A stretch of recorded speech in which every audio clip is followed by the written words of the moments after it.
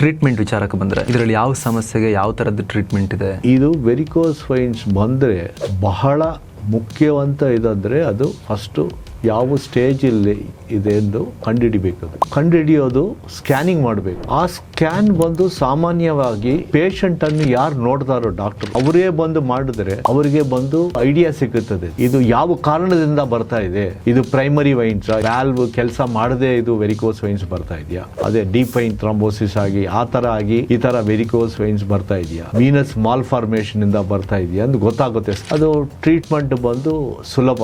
Laser treatment ಬಂದಿದೆ, ಮತ್ತೆ radio frequency ablation, glue therapy ಇದೆ. ಆಲ್ 3 ಮೊಡಾಲಿಟೀಸ್ ಆರ್ ಪಾಸಿಬಲ್ ಎಲ್ಲರಿಗೂ. ಇದು ಗ್ಲೂ ಥೆರಪಿ ಅನ್ನೋದು ಬಂದು ತುಂಬಾ ವೈನ್ ದೊಡ್ಡದಾಗಿದ್ರೆ ಅದು ಮಾಡಕ್ ಆಗೋದಿಲ್ಲ. ಇನ್ನೊಂದು ಬಂದು ಲೇಸರ್ ಅಂತ ಹೇಳೋದು ಬಂದು ಇದು ಬಂದು ಥರ್ಮಲ್ ಅಬ್ಲೇಷನ್. ಥರ್ಮಲ್ ಅಂದ್ರೆ ಹೀಟ್ ಎನರ್ಜಿ ಇದು ಮಾಡ್ತೀವಿ. ಅದೇ ತರ ಬಂದು ರೇಡಿಯೋ ಫ್ರೀಕ್ವೆನ್ಸಿ ಇದನ್ನು ಅದೇ ಸೇಮ್ ಮೆಕ್ಯಾನಿಸಮ್. ಅದು ಇದಕ್ಕೆ ಇದು ಗ್ಲೂ ಥೆರಪಿಗೆ ಬಂದು ಅಡ್ಮಿಟ್ ಆಗೋದಕ್ಕೆ ಬೇಕಾಗಿಲ್ಲ. ಬಟ್ ಲೇಸರ್ ಟ್ರೀಟ್ಮೆಂಟ್ ಮತ್ತೆ ರೇಡಿಯೋ ಫ್ರೀಕ್ವೆನ್ಸಿ ಅಬ್ಲೇಷನ್ಗೆ ಬಂದು ಅಡ್ಮಿಟ್ ಆಗಬೇಕಾಗುತ್ತೆ.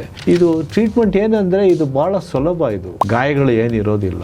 ಮಾಡಿದ ಮೇಲೆ ಒಂದು 3 ಗಂಟೆ ಒಳಗಡೆ ಬಂದು ಅವರು ಪೇಷಂಟ್ಸ್ ಎಲ್ಲ ಬಂದು ನಡಿಬಹುದು, ಓಡಾಡಬಹುದು. ತುಂಬಾ ಜೆಂಟಲ್ ಅನಸ್ತೇಸಿಯಾ ಕೊಡ್ತೀವಿ, ಡೀಪ್ ಅನಸ್ತೇಸಿಯಾ ಕೊಡೋದಿಲ್ಲ. ಫುಲ್ ವಿಡಿಯೋಗಾಗಿ ರಿಲೇಟೆಡ್ ಲಿಂಕ್ ಕ್ಲಿಕ್ ಮಾಡಿ.